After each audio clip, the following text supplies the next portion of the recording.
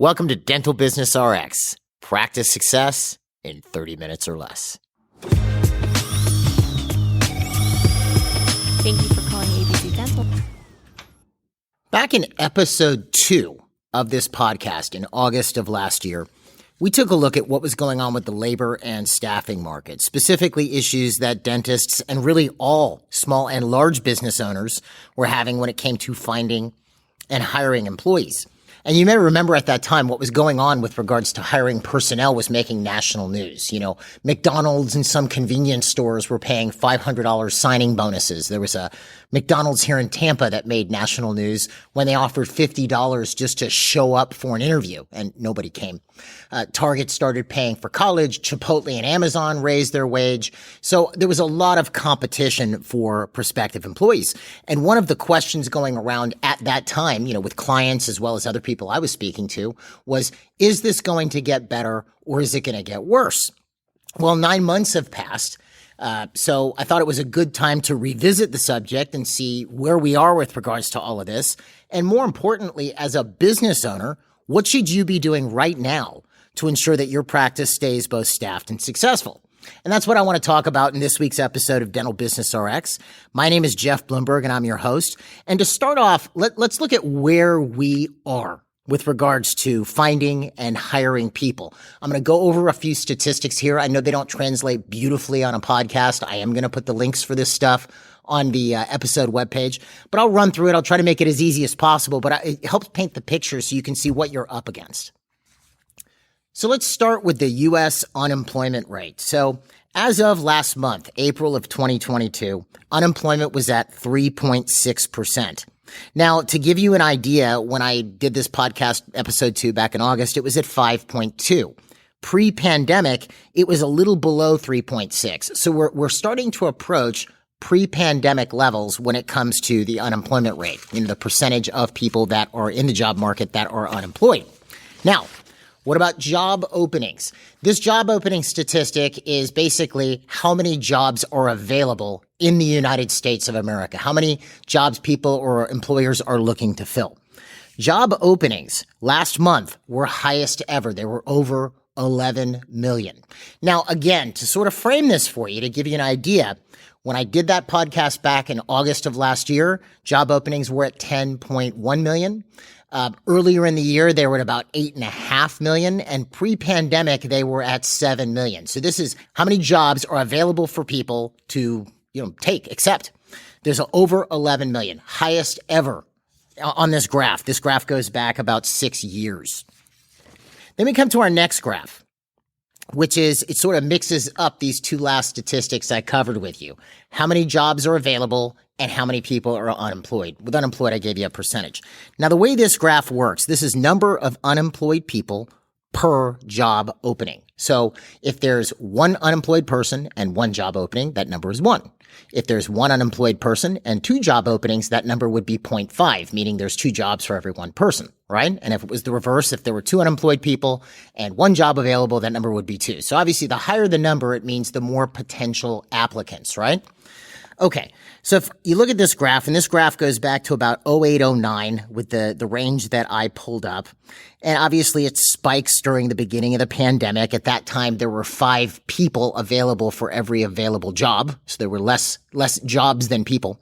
Well, that number is now at the lowest it's been on this graph. That number right now is at 0.5, meaning for everybody walking around, there are 2 jobs available. Back in August, when I did that podcast, that number was 0.8. There were 0.8 people for every available job.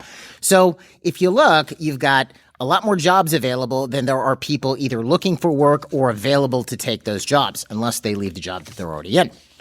All right, so then playing forward, you remember this statistic. If you've been listening to the podcast for a while, I like to use it. This is from an organization called the National Federation of Independent Business. You know, they survey small business owners, and they have something called the Hard to Fill Index.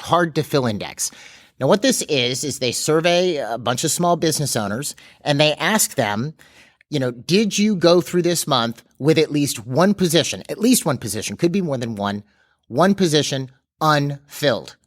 So let's say you lost a dental assistant in April and you could not replace them in May. You would answer yes to this question.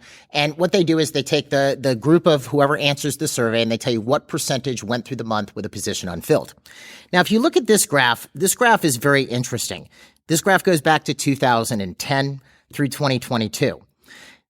Through probably for about the last, 7-8 months, that number has been hanging in the 45 to 50% range, meaning that almost half of small business owners have at least one position that they could not fill. And this is the highest. If you look at the range that it's in a whole new range, not a good range. Compared to prior times, pre-pandemic, it was in the 30s. Now we're in the close to 50s. So at least half of the small business owners in the United States have at least one position they can't fill. All right. Now, how does this affect dentistry? The ADA does surveys on this, specifically the ADA Health Policy Institute. And I pulled up two. Again, I'll have the link for you on the episode webpage. There are two. And one is on dental team recruitment and one is on recruiting challenges. So let's start with the dental team recruitment numbers. So the question for here was, have you recently or are you currently recruiting for any of the following positions in your dental practice? And they survey, it's about 15 to 1,600 dentists. So, all right, so how did that shake out? 38% of offices are looking for a hygienist. 33% of the people who responded are looking for assistants. 27% are looking for administrative staff, and 13% are looking for dentists. So the most coveted position is hygiene. About 40% of people are looking for a hygienist.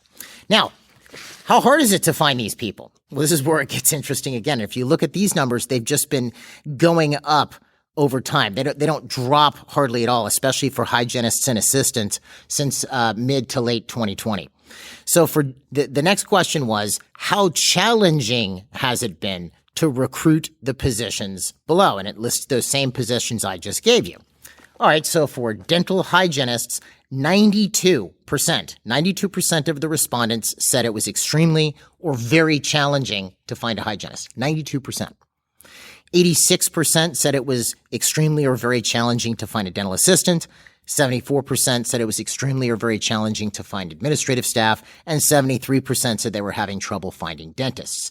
So if you take a look at all of this data, and look, there's all kinds of data I can pull up in this regard. What is this telling us? It's telling us that the employment market right now is still tight. It's actually tighter than it was a year ago. Now, what I want you to think with, though, is just because it's a tight employment market, that doesn't mean it's impossible to navigate if you know what you're doing. For example, let's say you take two dental practices, and we have clients in this exact same position I'm about to describe to you. Let's say you go to a really competitive market, let's say Miami, South Florida, very competitive market for dentistry. We have clients in South Florida that are just killing it. They're doing amazing in South Florida. And they're in very competitive markets. There's dentists all around their office. Same thing. We have that in Manhattan as well. Lots of clients in Manhattan, New York, they have dentists. There might be 100 dentists in their building and they're still killing it. All right. Then we take another doctor in, Southern Virginia, out in the country. Well, in those cases, there's not a lot of competition around them. So when it comes to marketing for new patients, if I were to market for both of these, the practice in Miami or New York might have to do a few extra things to get the number of new patients that they want. They might have to try a little harder. Doesn't mean they can't get them. Doesn't mean they can't still be profitable, but they have to try a little harder than that office in Southern Virginia. And I bring up Southern Virginia because I remember we were doing a seminar there once for prospective clients. And normally when we start our seminars off, one of the first questions the speaker will ask is, what kind of problems are you having, right, in your office? Management problems. And, we get the usual, I can't find staff, patients don't want to do what I'm recommending, or they only want to do what insurance covers, the usual stuff you'll hear. And the first hand that went up, raised their hand, and we're ready to hear the answer. And the answer was, I have too many patients, which just kind of blew us away. We were not ready for that. There were so many patients, this doctor couldn't deal with them all. They didn't have a new patient problem. They wanted less new patients. Whereas, if you go to Miami, you have a doctor really looking to recruit new patients very heavily. So the point of all of that is, maybe the environmental circumstances you find yourself in are different. That does not mean you can't be successful. It just means that you have to do something a little different to be successful. So with this in mind, that we have a tighter employment market and you want to stay staffed and you want to stay successful, what is it you should be doing right now? What's the handling? So essentially, to handle this fully, things like hiring, onboarding, training, management, instead of these being things that you do when you can get around to them, they need to become a strength in your practice. Not just something, you try to do once in a while. They actually have to become a practice strength. Now, the benefits of that are many. If this becomes a strength in your practice, management, onboarding, hiring, training, etc., then when times ease up a bit, it even becomes easier. But then conversely, if times are tougher, where it's tougher to find personnel or you're competing with a lot of other people for personnel, then you will come out ahead of those who aren't taking this seriously and making this a business strength. And there's a ton I could talk about when it comes to how to make this a business strength. And if you take a look at the MGE Power Program, a lot of the training has to do with, management, staff management, stat management, being an executive, leadership, et cetera. And that's a lot of training and a lot of seminars. And obviously, I'm not going to give that to you in 30 minutes or less.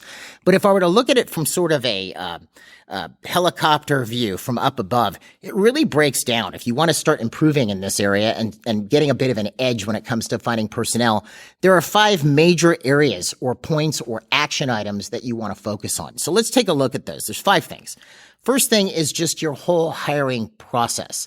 Now, I say this because hiring tends to be something you only focus on when you have to. Now, we take the exact opposite approach of that. We are always on the lookout for good talent because here's the truth. If you find somebody who's sharp, you'll always find something for them to do in your business. How you bring them in and what to do with them, et cetera, is a whole other story. And that really is individualized as far as how it relates to your practice. But let me give you an example. Let's say you take a doctor and they're fully staffed with regards to the front desk and they have enough dental assistants and they've got 1 hygienist and 4 days of hygiene. It's a solo practitioner. And here comes some potential personnel along that's just really good. This person is super competent. The doctor looks and says, well, I've already got 2 people at the front. I don't really need anybody else. Well, if I were to talk to this doctor, and this is the case with a lot of doctors, let's say I talk to this doctor for a little bit and I find out that they have 4,000 charts, but they only have 4 days of hygiene. They have about 2,500 patients that have gone completely inactive. I could probably take that one person, put them on the phone. Now, this is assuming the doctor wanted his or her office to grow. Put that new person on the phone and I could start reactivating patients. You end up adding a second hygienist and eventually you need an associate. You can always find something to do for competent people. So with hiring, it's something that you always want to keep your eyes open for. If you find good talent, you want to make sure that you grab it when you can. Now, and usually how this works, and this is what I find especially with newer clients, is someone has to go through the hiring process and, let's say they're having trouble. I can't hire anybody. Okay, cool. So you start finding out why. Well, why can't you hire anybody? Well, I placed this ad and I got, 50 applications because usually you'll find they get a bunch of applications. Very rarely do you find I got no applications unless it's for a specialized position like hygiene or associate. But for general administrative help, you should be getting some. So you talk to this person. Yeah, I got a bunch of applications and I can't find anybody that's good. Okay. So you got all these applications. When did you get most of them? Well, I got them last Friday. And when did you start reaching out to these people to set up interviews? Oh, it took about 5 or 6 days. I was really busy, and then I started contacting them. So they received all the applications on Friday and started calling people the following Wednesday or Thursday. That's a huge mistake. If you are looking to fill a position, let's say the type of person that you're looking for is someone who's bright, who moves quickly, who learns fast, a real competent individual, someone who can really perform. Well, if that person is looking for work, you're not the only person that they're applying to. So, and generally someone who is like that is going to find a job, boom, like that. So by the time you call them, if you wait 5 days, they've already taken another position or they've had 4 other interviews by people who actually called this person.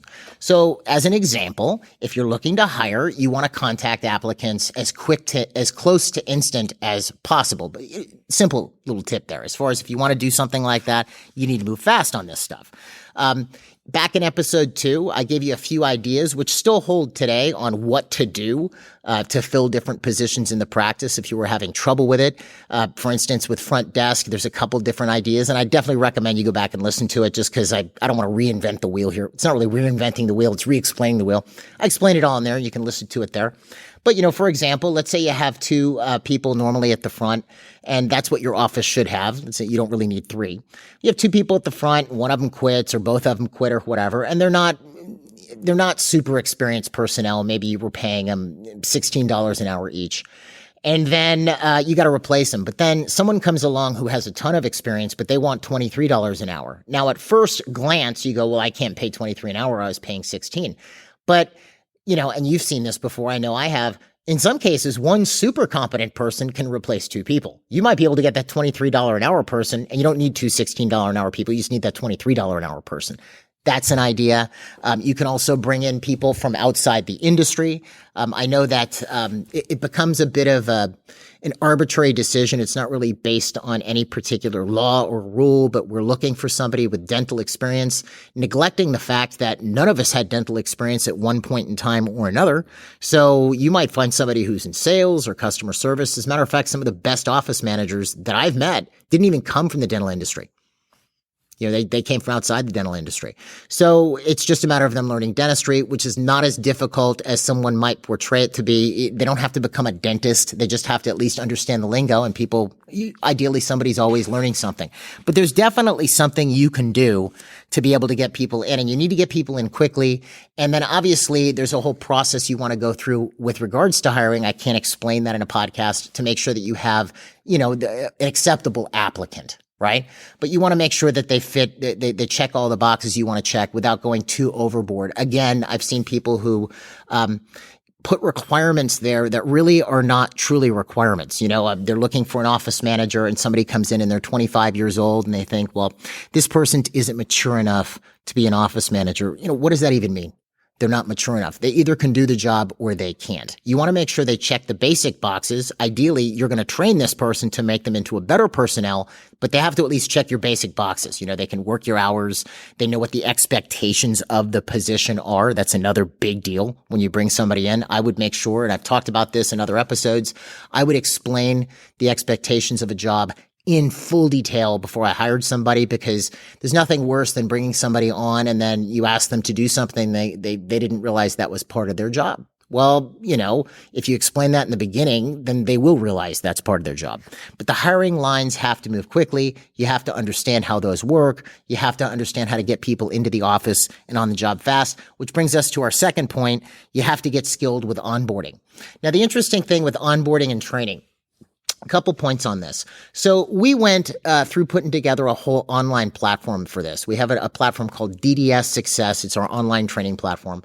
And it has, a lot of the basic MGE training, the stuff we cover on sales and things like this. But it also has positional training for every job, the major front desk jobs in a dental practice. We're adding more as time goes on.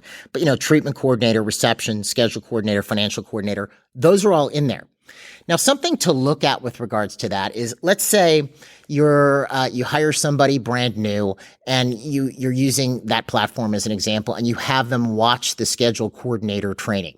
Now, that isn't all you have to do to get this person up and running and competent. There are 160,000 dental practices in the United States, and everything is done differently in all of them. So I can make a schedule coordinator training program, which gives a person an understanding of how scheduling works, but there's always going to be the nuances that you have to adjust them to in your practice. So this is the funny other part with training material, because, this is it's sort of like with marketing. You'll talk to, I've seen this with newer clients especially. The idea with marketing is, I don't want to deal with it. Let me outsource it, which is fine, but you should know what works and what doesn't. Otherwise, you can have people sell you marketing that doesn't work. But with marketing, it's, let's outsource it. And I've seen the same approach with training, onboarding and training new staff. So sure, you can use things to help train your staff, and they can be extremely effective, but you have to have something that at least bridges the gap to your practice. And the funny thing about this is, if you spent even 1 to 2 hours a week, and we go over all of this with clients on the MGE Power Program, but just, a little bit of a tip here. Let's say you take a look at what you're having the biggest problems with in the practice. Let's say, for example, you don't really have an internal financial policy. There's always the financial policy we've always had. All offices have, payment is due when services are rendered. There used to be the placards. I don't see them as much as I used to. But if you guys remember, this is how I'm dating myself. You'd go into any medical office and they would have a little placard, payment is due when services are rendered. And I always wondered about that because people still forget their wallet or forgot their credit card, despite the fact that there's a placard there. So whoever was selling those placards really gave the idea that this was just going to handle all your collections problems. But there's the policy for patients, what they're responsible financially. But what's your policy internally in the practice? For example, let's say I come into your practice and I need $6,000 or $7,000 worth of dental work. And maybe I have or I don't have insurance. In any event, I'm going to owe a sizable amount of money as a copay or just payment in full for services. Well, what's your policy on how I'm supposed to pay? Do you have one? Because if you don't, you're going to have problems. Because then the funny thing about policy is if you don't have a rule or a policy for a position in your practice or for an action in your practice, if one doesn't exist, people will invent it themselves. So let's say I'm your financial coordinator or your treatment coordinator and you have no policy on, no financial policy, how patients are supposed to pay. You don't have one. I don't like having no rules or policies, so I'm going to invent one. Which is fine, but what if what I invent isn't what you want? Now we have conflict and we have a problem. So you have to set up what the rules are. The rules might be patient can prepay and save this much. Patient has to put half down and half, on the delivery appointment. Patient has to put a third down. Whatever it is, balances or amounts over 5,000 have to be financed. Whatever policy you want to write, it should be written. But the reason, the point about all this is, if you took an hour and you wrote this up, it doesn't have to be something beautiful like, F. Scott Fitzgerald or Hemingway. It just has to be readable and understandable. Once that policy is written, it's written. Until something changes, it stands. And people can read it today. People can read it 6 months from now. The new person you hire 3 months from now can read it. And if you do that every week, you accumulate a little bit more and a little bit more rules and policies that you write up, you're basically developing training materials for your practice. You could even do this on video. Video is easier than ever today. You get a tripod and an iPhone and you can record all kinds of amazing stuff. So you could record simple videos for your practice. This is how you answer the phone. This is how you do this. This is how you do that. This is not difficult is my point, but you have to spend some time on it. This is one of your jobs if you're the office manager or the doctor to produce material to actually train staff. Then bringing new people in and onboarding them becomes simpler. The problem I find most people have is they look at everything that they would ever have to develop the person, to train the perfect personnel. And they go, wow, this is going to take 100 hours. And then they do nothing. You're better off doing something. This is really a case with training materials where something is better than nothing. If you have something, even a job description is better than no job description. Start developing some training materials. You can definitely use things like DDS Success, which will give people a grounding in how all this stuff works. It's definitely vital, especially if you're on the MGE program. But I would for onboarding and training, you have to have something to train these folks with. Next point number 3, this is we're talking about making this a strength in your business, this whole hiring, training, and management, is you need to have the proper environment for people to succeed in. You need to have a good organizational structure. You need to outline what positions people have in the practice. And the expectations for these positions have to be spelled out. And you have to track productivity. I know that was a mouthful, but when I say outlining what the positions are, obviously for a hygienist or a dental assistant, that position is pretty self-explanatory, although what's required may be different practice to practice. In your office, it may be important to you that the hygienist helps with the case presentation or treatment presentation process. If you don't clearly outline that in the beginning, you're going to run into problems. And then your hygienist will say, well, I don't like doing that. I don't mind doing oral hygiene, but I don't want to talk about dental treatment. And now you have a disagreement, right? But those types of jobs are easy to understand. Where this normally goes wrong is at the front desk. You have 3 people at the front and they all do a little bit of everything, or you have one is the front desk manager and 2 helpers. Everybody in your office should have a very specific job description or position with a specific outcome. If I had 3 people at the front, most likely one of is probably going to be the office manager, one's going to be the scheduler, and one might be the financial coordinator or the receptionist. Now, that doesn't mean that if the phone's ringing and the receptionist is busy that the office manager won't answer the phone. All right. Doesn't mean you go, well, that's not my job. I'm just not going to answer the phone. But ideally, if I'm the scheduler, for instance, I have a very specific expected outcome. I need to produce a full, efficient, properly scheduled schedule that's productive, right? And that's my job. I own that. And that statistic you'd give me, production is an example, I own that statistic too. I'm responsible for it. I influence it. You want to give people specific jobs. You need to have the place organized properly. You have to have the proper structure, and you have to have a way of tracking whether someone is actually doing their job or not, and that is statistics. Number 4, and this one's a little bit new, but it's especially something that I'd mention with being in an inflationary environment, is you have to be able to, inflation has obviously not just affected you, it's affecting your staff and your patients. So you have to be able to keep up at least with a going market wage. So if you participate in a lot of plans or you haven't adjusted your fees appropriately, you're going to find that becomes more difficult without just chopping your profit to next to nothing. I talked about this in episode 26, so I won't rehash this. But if you have not touched your fees in any period of time, or you've got a lot of PPO penetration in your practice, like you have a large portion of your patient base in PPOs, you need to evaluate this quickly, or you're going to get squeezed and priced out of the labor market. All right, so last point number 5, may or may not be something you're thinking with, and it has to do with office or company culture. Now, what exactly, it's a corporate buzzword we've been hearing for years, company culture or corporate culture. What does that even mean? It's sort of the values of the company. Now, how might that show up in a dental practice? You might have basic ingrained values that you don't upset patients, you make sure patients are treated well, or you might have things like where the dental assistant won't leave chairside even though it's 5 o'clock because the doctor is still with the patient because we're taking care of patients. This is all part of company culture, right? Well, these employment trends that are occurring right now, from what I've seen, and I've seen this now, a few examples of this, the reaction to it in certain respects has actually been creating conditions that destroy company culture. Let me explain. And I've seen this a few times now. I was talking to a client a few weeks ago. So this client called me because he wanted to talk about his dental assistant. Okay. So he explains that she's not a bad dental assistant, but she misses at least a day a week. I'll repeat that.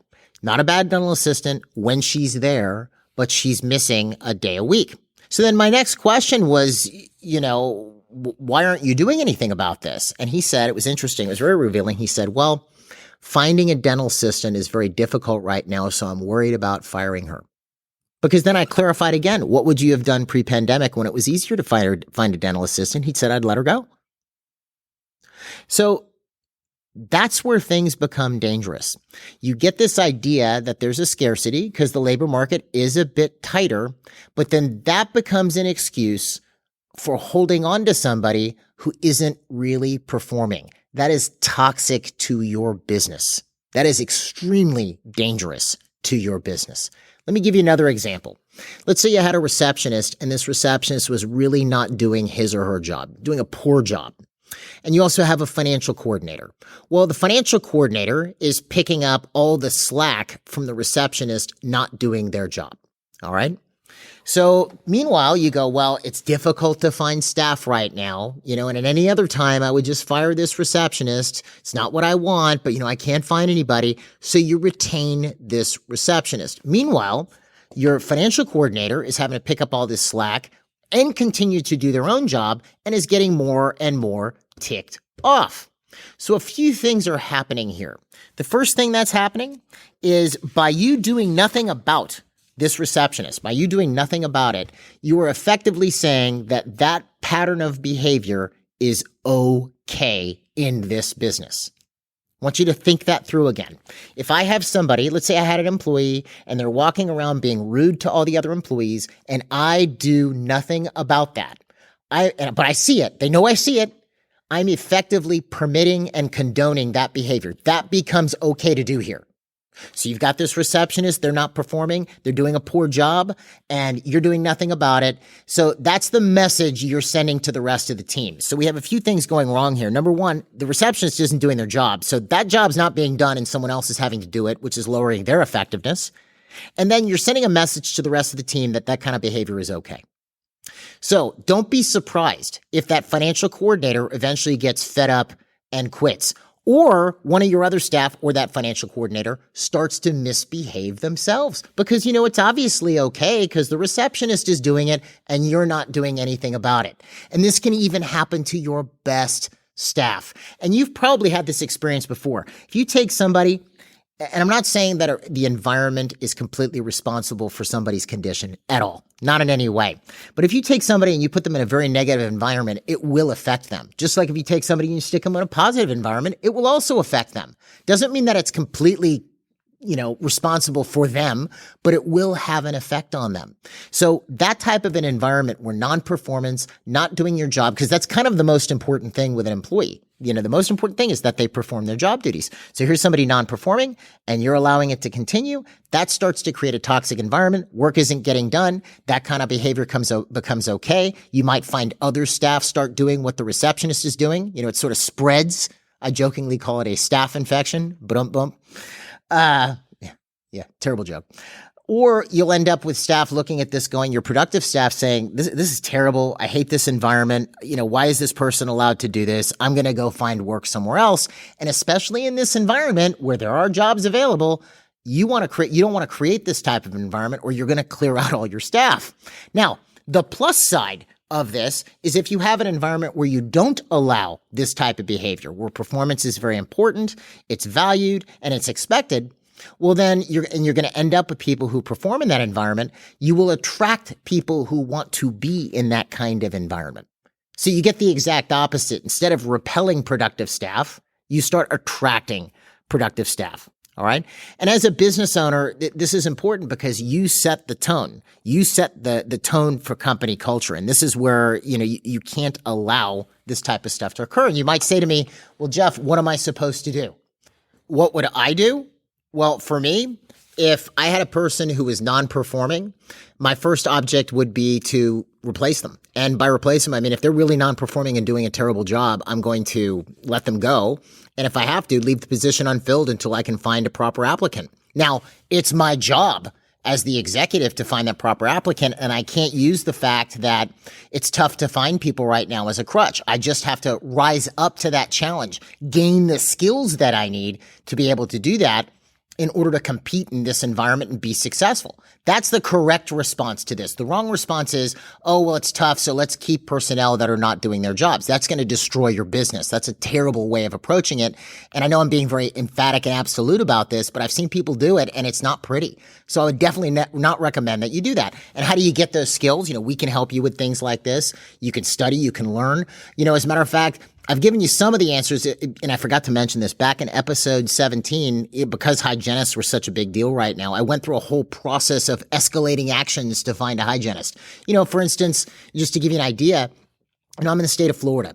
So let's say you had a dentist in the area I'm in, the Tampa Bay area, and they could not find a hygienist. I don't know, is it an hygienist or whatever? Anyway, it's got an age. But let's say they can't find a hygienist. Well, you're looking for a hygienist licensed in the state of Florida. Well, there's a few things you could do. You could advertise. There's different ways, and I went over this in episode 17, but you could escalate who you're advertising to. You could advertise to hygienists in other cities. There might be more hygienists in the Miami area or the Orlando area or Jacksonville or somewhere else if I'm having trouble finding one here. And let's say I find one in Miami. Fly them up for a few days, see how they do. And if things work out, I pay for some relocation costs and bring them up. You can talk to your employment attorney and work out a contract that if they bolt on you early, that they owe you the relocation costs or something like this if you want to protect yourself. But the point being is it's not impossible. It is absolutely not impossible. And the answer is always to rise up to the challenge as opposed to using this as an excuse. All right. Don't use it as a stop to building the type of team that you want. And especially in this era, you've probably noticed that, customer service has definitely taken a hit in the COVID area. If you can build up a great team and they really know what they're doing and you keep the environment, upbeat and productive, that in and of itself is a marketing activity. You will start to stand out amongst your competition and be even more successful than you can imagine. And I was just talking about this the other day to a couple of the other executives here.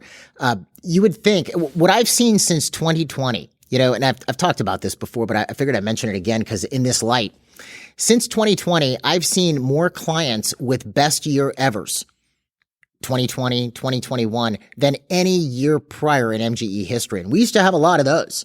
it's better than ever because the MGE clients are really, hitting the book, so to speak, really sharpening their skills, making sure that they're excellent at the business management aspects of their practice. And that is really showing out amongst their competition. They're doing better than ever before.